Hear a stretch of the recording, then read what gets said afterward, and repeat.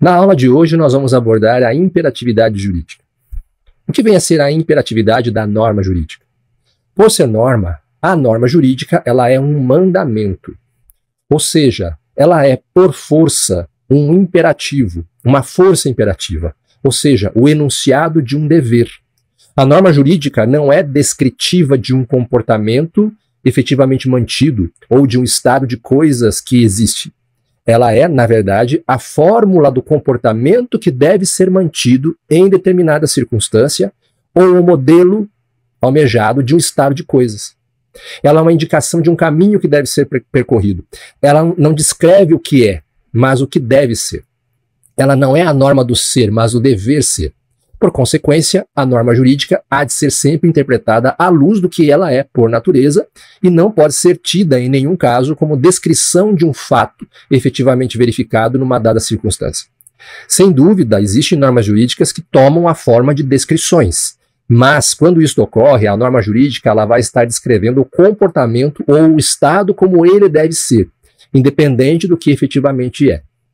Às vezes, sim, a norma jurídica se apresenta como uma forma descritiva, mas ela será descritiva do mundo do dever ser, uma vez que é este o mundo a que a norma jurídica pertence. Então, acontece às vezes que o legislador ele empregue a forma descritiva em lugar da forma imperativa. Em vez de dizer, por exemplo, que tal pessoa deve fazer isto, se diz que faz isso.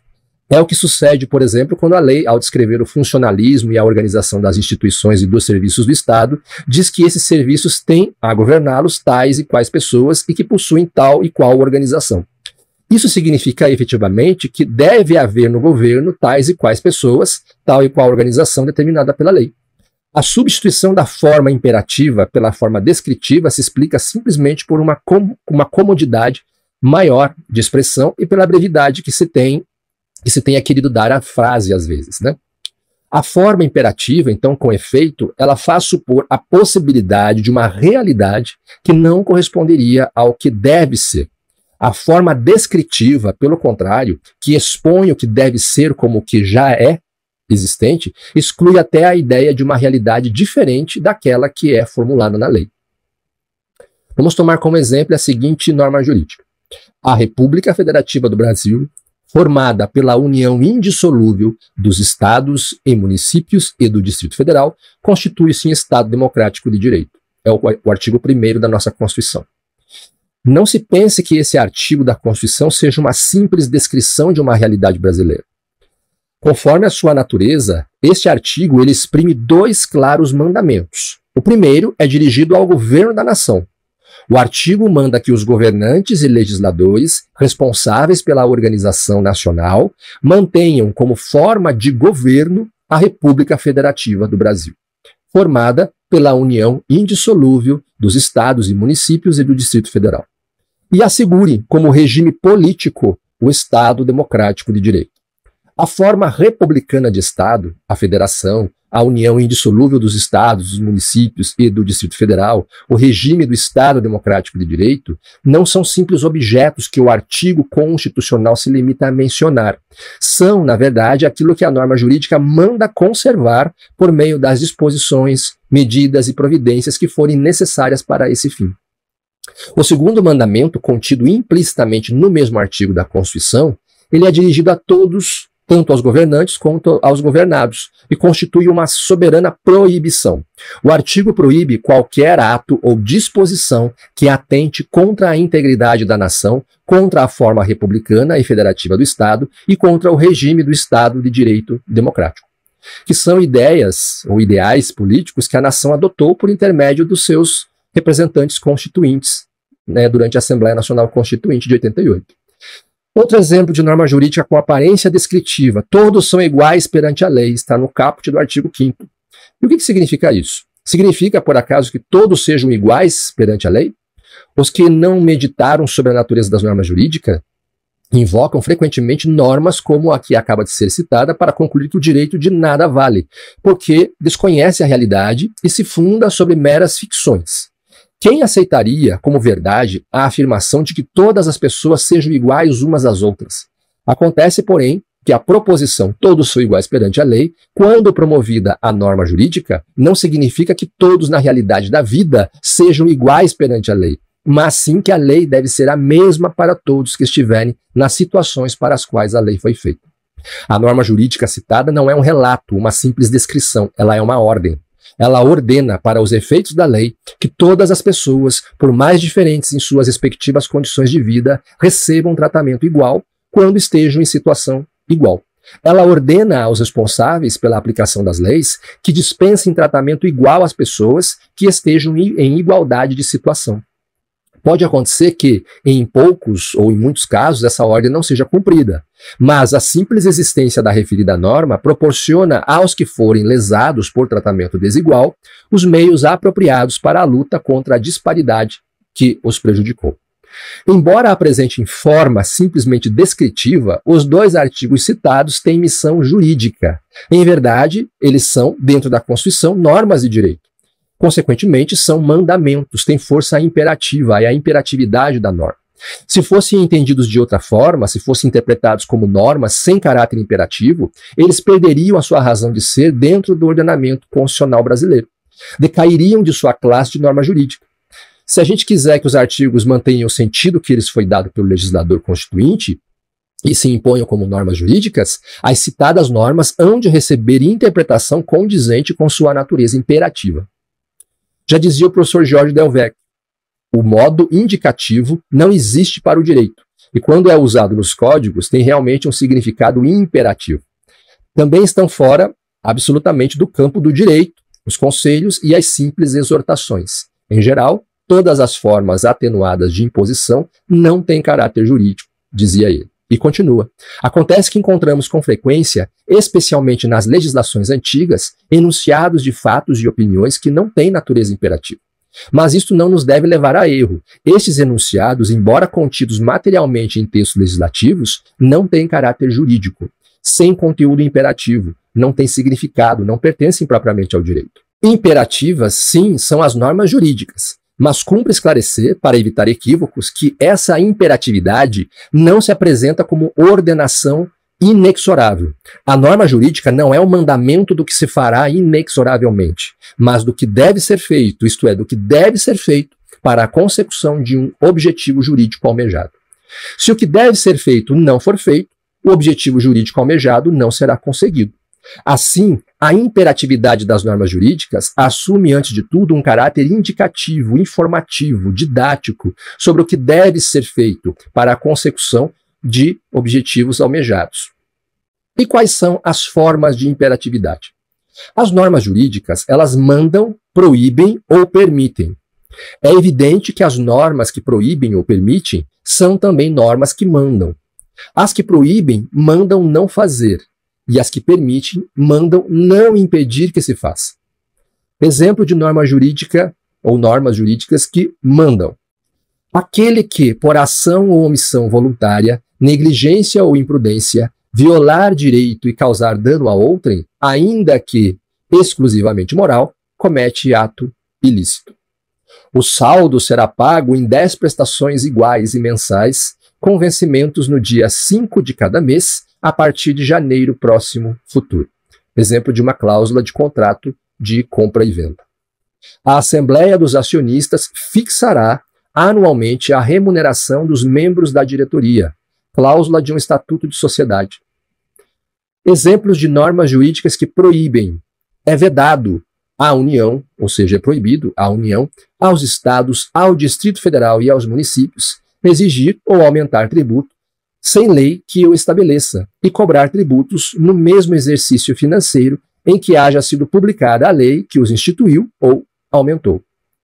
A lei não excluirá da apreciação do poder judiciário lesão ou ameaça a direito. Não pode encasar os ascendentes com os descendentes. Ressalvado o disposto no artigo 1648, nenhum dos cônjuges pode, sem autorização do outro, exceto no regime da separação absoluta, alienar ou gravar de ônus real os bens imóveis. Havendo herdeiros necessários, o testador só poderá dispor da metade da herança, isto é, não poderá dispor de mais da metade da herança. O contrato de trabalho, por prazo determinado, não poderá ser estipulado por mais de 2 anos. São crimes de responsabilidade os atos do presidente que atentem contra a Constituição Federal. Matar alguém, pena, reclusão de 6 a 20 anos. Quais seriam exemplos de normas jurídicas que permitem ou autorizam? Exemplo: é livre a manifestação do pensamento. É lícito aos nubentes, antes de celebrado o casamento, estipular, quanto aos seus bens, o que lhes aprouver. O proprietário ou o possuidor de um prédio tem o direito de fazer cessar as interferências prejudiciais à segurança, ao sossego e à saúde dos que o habitam, provocadas pela utilização da propriedade vizinha. O devedor que paga tem direito à quitação regular e pode reter o pagamento enquanto não lhe seja dada. Qualquer que seja o valor do negócio jurídico, a prova testemunhal é admissível, é permitida como subsidiária ou complementar da prova por escrito. Após pagamento integral do preço, poderá o comprador indicar a pessoa a quem deve ser outorgada a escritura definitiva de venda e compra. Um exemplo de cláusula de um contrato de compromisso de venda, de compra e venda. Muitas normas jurídicas mandam e proíbem, ou permitem e proíbem concomitantemente. Mandam ou permitem de um lado e proíbem de outro. São exemplos típicos de normas que mandam e proíbem concomitantemente as normas que fixam competências. Fixar as competências de uma entidade é negar iguais competências de outras entidades. Se assim não fosse, não haveria razão de se fixar as competências. Por exemplo, a seguinte norma: compete à União declarar guerra e celebrar a paz, permitir que forças estrangeiras transitem pelo território nacional, emitir moeda, conceder anistia, está lá na Constituição, no artigo 21. Esta norma, evidentemente, manda e proíbe. Manda que a União, nos casos da lei, pratique os atos nela arrolados, e proíbe que os estados e os municípios pratiquem esses mesmos atos, uma vez que a norma não confere essa competência aos estados e aos municípios. Outro exemplo: é da competência exclusiva do Congresso Nacional resolver definitivamente sobre tratados, acordos ou atos internacionais que acarretem encargos ou compromissos gravosos ao patrimônio nacional. Esta norma jurídica manda que o Congresso Nacional resolva definitivamente sobre as matérias que ela menciona. Em consequência, proíbe o quê? Que sobre tais matérias o presidente da República resolva sem audiência do Congresso.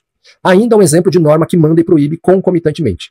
É justa a posse que não for violenta, clandestina ou precária.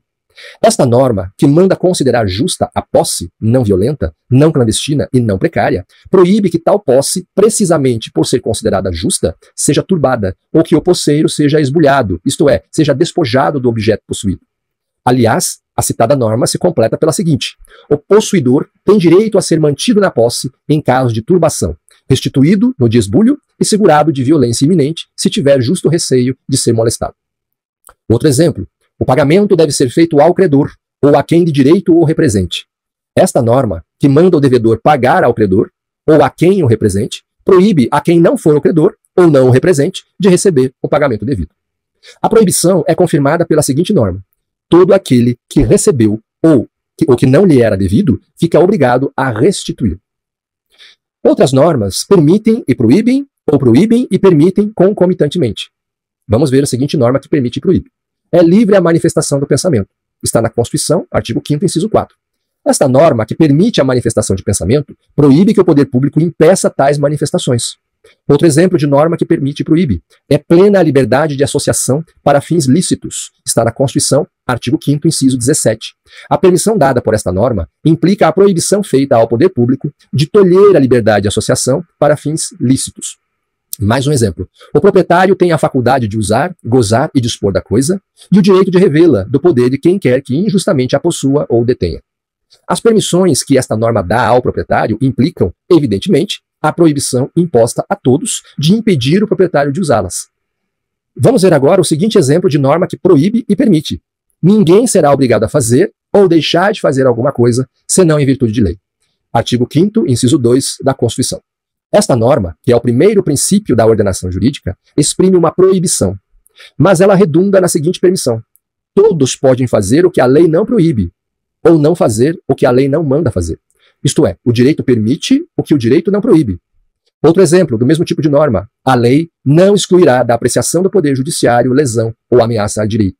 Artigo 5º, inciso 35 da Constituição. Esta norma proíbe o poder público de impedir a manifestação do Poder Judiciário sobre qualquer lesão ou ameaça a direito individual. Por consequência, ela permite que qualquer ato lesivo ou ameaça ao direito de uma pessoa seja submetido ao julgamento do Poder Judiciário. Mais um exemplo: não se pode pedir devolução, no caso, o que se pagou para solver dívida prescrita. Dívida prescrita é dívida que caducou por decurso do tempo fixado na lei e dentro das condições que a lei estabelece. Juridicamente, o pagamento de dívida prescrita não é exigível, mas, de acordo com a norma citada, quem paga a dívida prescrita não pode alegar que pagou o que não devia e pedir restituição do que pagou. A norma impõe essa proibição, porém, concomitantemente, confere ao credor a permissão de conservar o que lhe foi pago para saldar a dívida que já estava prescrita. Um último exemplo: é anulável a troca de valores desiguais entre ascendentes e descendentes, sem consentimento dos outros descendentes e do cônjuge do alienante. Sendo anulável, a referida troca está proibida pela norma citada. Tal proibição redunda na permissão concedida aos descendentes, cujo consentimento não foi obtido, de obter judicialmente a anulação da transação irregularmente efetuada. Até mais, gente.